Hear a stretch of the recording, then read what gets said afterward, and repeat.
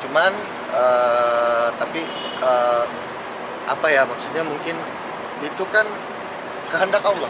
Kapan waktunya kita benar-benar bisa melangkah mau mengamalkan itu, kita bisa ke masjid aja itu sudah pertolongan Allah gitu.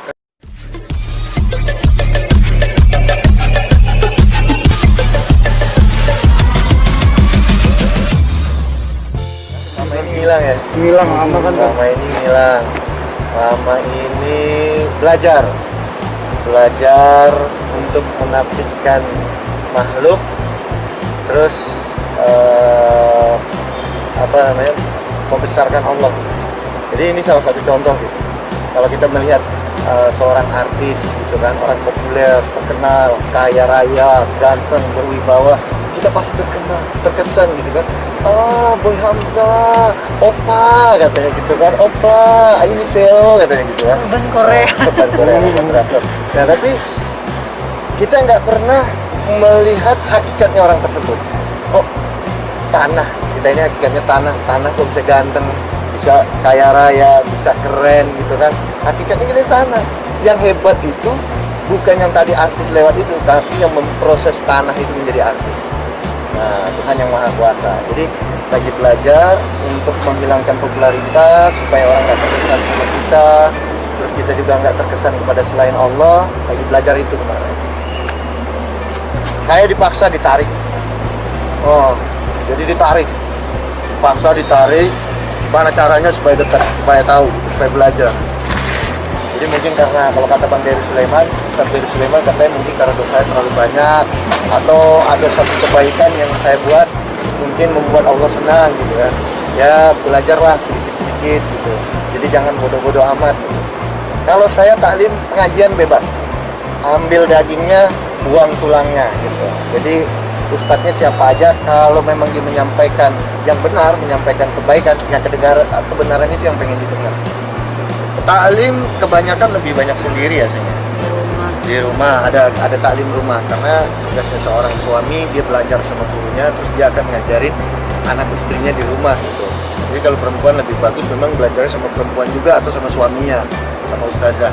Nah kalau di perkumpulan yang sering orang bilang jamaah kompor, jamaah tablik atau jamaah silaturahmi yang suka silaturahmi, itu ada pengajian laki-laki perempuan, masturot namanya, yang perempuan sama perempuan, yang laki-laki sama laki-laki, jadi terpisah. Saya tidak katakan itu hijrah, saya tidak pernah bilang diri saya hijrah. Kata-kata hijrah ini digunakan, mohon maaf, ini yang menurut pendapat saya, ini digunakan oleh para orang alim, para ustadz untuk menyenang-nyenangkan kita yang tadinya mungkin imannya lemah menjadi baik, yang amalnya lemah menjadi baik gitu, yang muamalah jelek menjadi baik gitu. Tapi hijrah sesungguhnya adalah pindahnya seseorang atau sekelompok atau suatu kaum dari satu tempat ke tempat lain. Ini yang tempat ya, bukan iman yang pindah, tapi tempat. Misalnya dari Mekah ke Madinah karena perkara agama. Dulu para sahabat itu disebut orang-orang muhajirin karena mereka hijrah dari Mekah ke Madinah.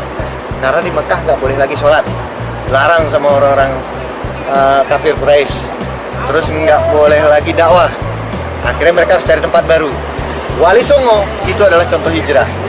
Nah, jadi dulu nenek moyang saya dulu mungkin kerajaan Majapahit, ya kan, mungkin belum kenal Tuhan yang sesungguhnya, sehingga utusan dari zaman sahabat sampai zaman Turki Utsmani dikirimlah ulama-ulama ke Indonesia untuk mendakwahkan agama, untuk menyebarkan agama. Nah, itulah hijrah. Pindahnya orang-orang dari Turki, dari Arab, dari Persia ke satu tempat ke Indonesia untuk mendakwahkan agama. Nah, kalau ada guru-guru misalnya dari Jakarta, dia belajar di Mekah Madinah, dia belajar di Al-Azhar, terus dia tiba-tiba masuk ke suatu pedalaman untuk mendakwahkan agama, dia bikin pondok pengajian kecil, itulah mereka orang-orang muhajir, orang yang hijrah. Nah, kalau saya islah, perbaikan diri. Kita ini semua islah, perbaikan diri. Apa yang perbaiki? Iman, amal, muamalah, muasyarah, akhlak, keikhlasan. Sampai kapan? Sampai mati. Dan kadangkala kita masih suka terpleset. Buat apa? Itu kehendak Allah juga, supaya kita jangan sombong, supaya kita ingat bahwa kita tetap bisa bikin dosa, tetap bisa bikin salah, kita nggak lebih baik daripada orang lain. Sebenarnya keadaan apapun, kaya, miskin, senang atau susah, yang paling enak itu adalah ketika kita dekat dengan Allah. Itu paling benar. Ketika kita dekat dengan Allah, masalah beres. Walaupun saya waktu itu nggak punya kerjaan, rezeki ada. Ketenangan. Ketenangan. Ketenangan. Data. Jadi merasa ketenangan jiwa. Ketenangan jiwa, anak-anak sehat, nggak ada yang sakit, nggak harus mengeluarkan uang-uang, nggak perlu mobil nggak ditabrak, nggak tabrakan, ya kan, salah satu contohnya misalnya. Kalau paman saya kemarin ada nasihat untuk saya disuruh satu amalan yang mana nantinya dengan amalan itu saya kan bilang saya nggak bisa selektif gitu. Saya seorang aktor. Saya seorang aktor itu walaupun misalnya antagonis, harus pelukan sama cewek, ya namanya mewakili sebuah cerita, sebuah kisah gitu. Saya harus terima itu, saya harus komitmen di situ gitu kan. Tapi kata paman saya, kalau kamu mau ada satu amalan nanti yang membuat kamu tidak akan mendapatkan peran-peran yang seperti itu, dan kamu dengan sendirinya akan menjaga pandangan kamu, akan menjaga mata kamu, jadi nggak dapat adegan yang mungkin sama cewek peluk-pelukan lagi, kayaknya kemungkinan enggak kalau mau mengamalkan itu. Tapi amalan itu sangat berat.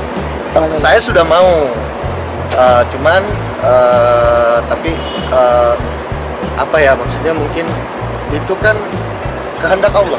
Kapan waktunya kita benar-benar bisa melangkah mau mengamalkan itu, kita bisa ke masjid aja itu sudah pertolongan Allah gitu, kehendak Allah. Amalannya, Iya, apa? amalannya itu ada bacaan yang dibaca, saya belum terima, sholawat, terus puasa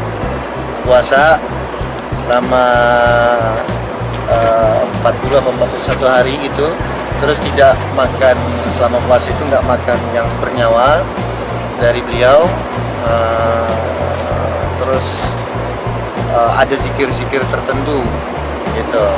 Ada zikir-zikir tertentu yang saya juga belum dapat, tapi kapan kamu siap aja ya, nggak yang barbar juga lah gitu kan, karena suka terbawa peran juga gitu.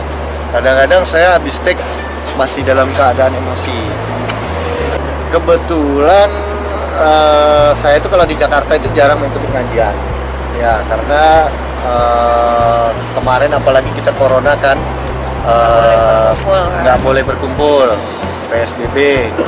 Terus biasanya kalau pengajian di Jakarta itu kan terlalu besar. Kalau saya lebih sering di Sampit itu ngaji Infirodi itu kita kumpul-kumpul nih ngaji, terus abis itu yang lain udah pada pulang, saya intim sama gurunya gitu, nanya ini nanya itu, lebih enak begitu kan. Kalau saya biasa kita kan suka keluar itikaf 3 hari tuh, itu waktu awal corona kemarin. Waktu awal corona ini udah lama lagi saya nggak keluar. Cuman kemarin kan waktu musim pilkada 2019 November Desember, saya sempat balik ke Kalimantan. Nah, kalau itu biasa ketemu guru-guru, kita